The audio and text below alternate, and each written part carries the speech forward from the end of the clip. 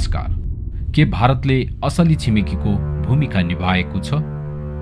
आज हामी नेपाल भारत अर्थात् छिमेकी राष्ट्रको बारेमा चर्चा गर्दैछौँ। मेनबहादुर पण्डितजीको यो लेखले धेरै नेपालीहरूको आँखा खोल्न सक्छ। व्यापार व्यवसाय भनेको दुईतर्फी हुनुपर्दछ। आफ्नो चाहिँ सबै कुरा बेच्न खोज्ने तर अरूको चाहिँ केही पनि किन्न नचाहने पनि असली छिमेकी राष्ट्र हुन सक्छ र? के एउटा असली छिमेकीमा हुनुपर्ने गुण भारतसँग छ? के नेपाली जनता भारतलाई असली छिमेकी राष्ट्र मान्दछन्? छिमेकी भनेको अरूको दुःखमा मद्दत गर्ने हो कि अरूको दुःखमा फाइदा उठाउने हो? केही नेपाली नेताले भन्दैमा भारत असली छिमेकी हो भनेर मान्न सकिँदैन। यी सवालहरू आज स्पष्ट रूपमा खडा भएका छन्। हाम्रा वीर पुर्खाले ज्यानको बाजी थापेर अंग्रेजहरूसँग लडेर यो देशलाई जोगाए। अब हामीले बलले होइन बुद्धिले भारतसँग लडेर यो देश बचाउनु पर्छ र बनाउनु पर्छ। किनकि अनेक जालझेल र परिबन्धमा पारेर भारतले नेपाललाई असफल राष्ट्र बनाउने कोसिस तीव्र रूपमा गर्दै आएको छ। अनेक तरिकाले हरेक क्षेत्रमा भारतले नेपालमाथि प्रभाव पार्न खोजिरहेको छ। उसका अनेक स्वार्थ पूरा गर्न नेपाली राजनीतिज्ञहरूलाई विभिन्न प्रलोभनमा पारेर प्रयोग गर्दै पनि आइरहेको छ। त्यसैले हामीले भारतलाई हस्तक्षेपकारी भूमिका निर्वाह गर्नबाट वञ्चित गर्न सक्नुपर्दछ। पृथ्वीनारायण शाहले त्यो बेला भनेका थिए, दक्षिणको छिमेकी धूर्त छ, होशियार रहनु। यदि भारतमा ब्रिटिस मात्र नआइदिएको भए आधा भारत नेपालले खाइदिने थियो। ब्रिटिसले भारतलाई ठूलो बनाइदिएका हुन्। अहिले हामीसँगै फुर्ती गर्न सुहाउँछ र? भारतको नीति र नियत बुझेर पनि यदि कसैले भारतलाई जलविद्युतमा लगानी गर भन्छ भने उसले कमिसन खानको लागि नै हो भनेर बुझ्नु पर्दछ। गएको वर्ष नरेन्द्र मोदी नेपाल भ्रमणमा आउँदा नेपाली बिजुली किन्ने उद्घोषण गरेका थिए अनि नेपालमा 500 र 1000 का भारू चलाउने सहमति पनि गरेका थिए। त्यसैले कतिपय भारतीय पर्यटकहरू नेपाल घुम्न आउँदा भारू लिएर आउन थाले र नेपाली व्यवसायीहरूले पनि भारू स्वीकार गरे। तर अहिले भारतीय पर्यटकहरूले दिएको भारू नचल्दा कागजको खोस्टा जस्तै भएको छ। अर्को कुरा, अहिले भारत सरकारले उसको देशको कम्पनीबाट लगानी भएको आयोजनाबाट मात्र नेपाली बिजुली किन्ने नीति लिँदैछ भन्ने चर्चा सुनिँदैछ। यदि यो साँचो हो भने अब हामीले पनि नेपाली लगानी भएको भारतीय उद्योगको सामान मात्र किन्नु पर्दछ। यदि उसले भारतीय लगानी नभएको आयोजनाबाट नेपाली बिजुली किन्दैन भने हामीले पनि नेपालीले लगानी नगरेको कुनै पनि भारतीय उद्योगको सामान किन्नु हुँदैन। अब हामीले भारतीय खाद्यान्न, तरकारी र फलफुलको आयात पनि क्रमशः घटाउँदै लाने नीति लिएर नेपालमै उत्पादन बढाउन थाल्नुपर्छ। हाम्रो पनि माटो मलिलो छ, सिँचाइको लागि प्रशस्त पानी छ, जनशक्ति छ, अनि मात्र देश र जनता सम्पन्न हुनेछन्। छैन त केवल उत्पादन गर्ने संकल्प र इच्छा शक्ति। भारतबाट सामान किन्नुको सट्टा बरु किलोमा 2 रुपियाँ महँगो नै किन नपरोस्, तर नेपाली सामान नै किन्नु पर्दछ। यसो गर्दा बजारमा रुपैयाँको तरलता बढ्दछ र नेपाली रुपैयाँ विदेशिनुबाट बच्दछ अनि मात्र देश र जनता सम्पन्न हुनेछन्। र सकेसम्म भारततर्फको सिमाना बार्नुपर्छ अनि भारतीय आप्रवासीहरूलाई रोक्नुपर्छ। 50 करोड बेरोजगारी भएको भारतसँग खुला सीमा राखेर कहिल्यै पनि देश सुरक्षित र सम्पन्न हुन सक्दैन।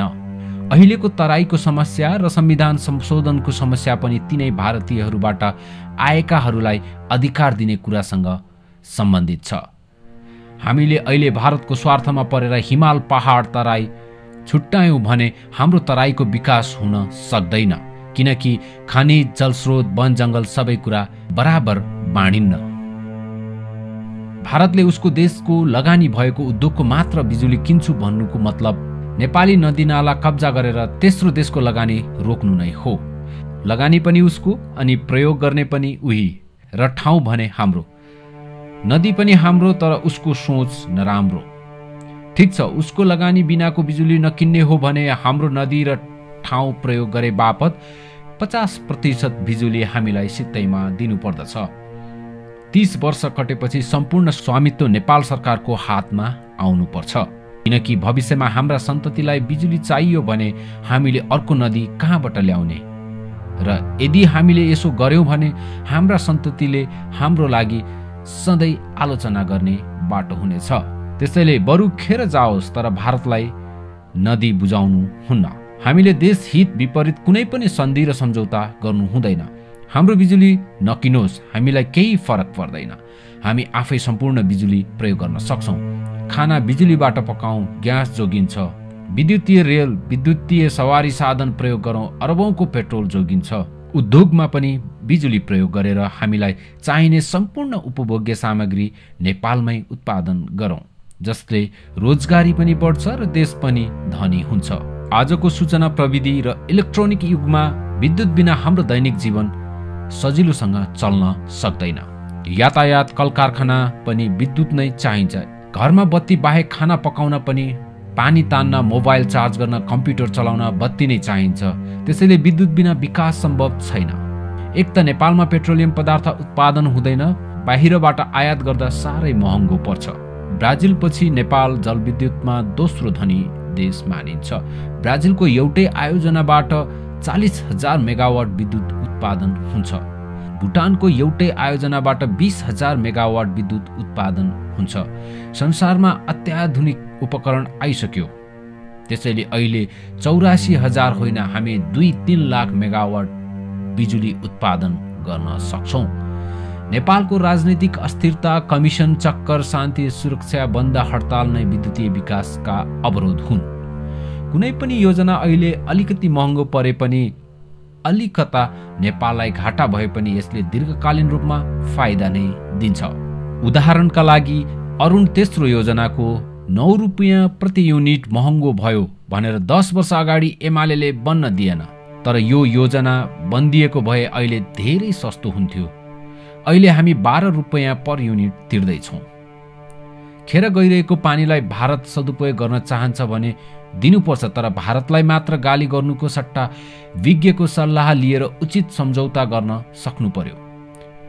तर यदि उचित तरिकाले भारत सम्झौता गरेर बनाउन चाहन्न भने ठिकै छ, नबनाओस्, हामीलाई केही फरक पर्ने छैन। हामीले उसको बिजुली महँगोमा वर्षौंदेखि किन्यौं।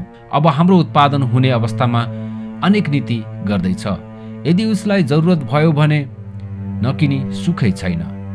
अब हामीले भारतको मात्र लगानी हुने गरी कुनै पनि आयोजना अगाडि बढ्न दिन हुँदैन। सम्झौता भइसकेका आयोजनाहरूको पनि सम्झौता रद्द गर्नुपर्छ। ठाउँ हाम्रो, नदी हाम्रो, अनि लगानी र प्रयोग चाहिँ उसको। अनि हामी लाटाले पापा हेरेको जस्तै हेरेर बस्ने? बरु सरकारले आयोजनाको लागि शेयर खोलिदियोस्। विश्वभर छरिएर रहेका नेपालीहरूले लगानी गर्नेछन्। यदि माथिल्लो तामाकोशी नेपाली लगानी श्रम र सिपमा बन्न सक्छ भने अरू योजना किन बन्न सक्दैन? बरु चिनिया लगानी भित्र्याउ र चीनतिर बिजुली बेचौं, किनकि भारतको जस्तो घाँटी दबाएर चीनले सम्झौता गर्दैन। उसले नेपालको लागि पनि सहयोग र फाइदा पुग्ने गरी सम्झौता गर्छ। चीन आफ्नो साथसाथै अरूको पनि फाइदा हेर्ने गर्दछ। अमेरिकाले पनि आफ्नो देशमा जलाशययुक्त थुप्रै योजनाहरू बनाएर देशभरि बिजुली पुर्यायो। तर अहिले अरू देशलाई जलाशययुक्त योजना नबनाऊ, वातावरण बिग्रिन्छ, लाखौं जनता विस्थापित हुन्छन् भन्दैछ र विदेशीको लगानीलाई जलाशययुक्त आयोजनामा लगानी नगर्न निर्देशन समेत दिइएको छ। त्यसकारण विदेशी चलखेल र चाल नबुझेसम्म देश विकास हुन सक्दैन, नत्र देश झन बर्बादीतिर धकेलिनेछ। सीमित व्यक्तिलाई स्वार्थमा पारेर भारतले नेपाललाई सिक्किम वा भुटान बनाउन खोज्दैछ। मधेसीलाई अधिकार दिनुपर्छ भन्ने भारतले मधेसवादी नेपालीहरूलाई भारतीय आर्मीमा लिएर देखाओस्। त्यसकारण भारतले नेपालमा अनेकन समस्या सृजना गराएर कमजोर पारेर आफ्नो प्रभाव बढाउन चाल मात्र हो। त्यसैले देश बनाउने हो भने अब हामीले हाम्रो बुद्धि र विवेक प्रयोग गर्नु पर्ने हुन्छ। धन्यवाद। यो लेख तयार पार्नुहुने मीनबहादुर पण्डितजीलाई पनि धेरै धेरै धन्यवाद।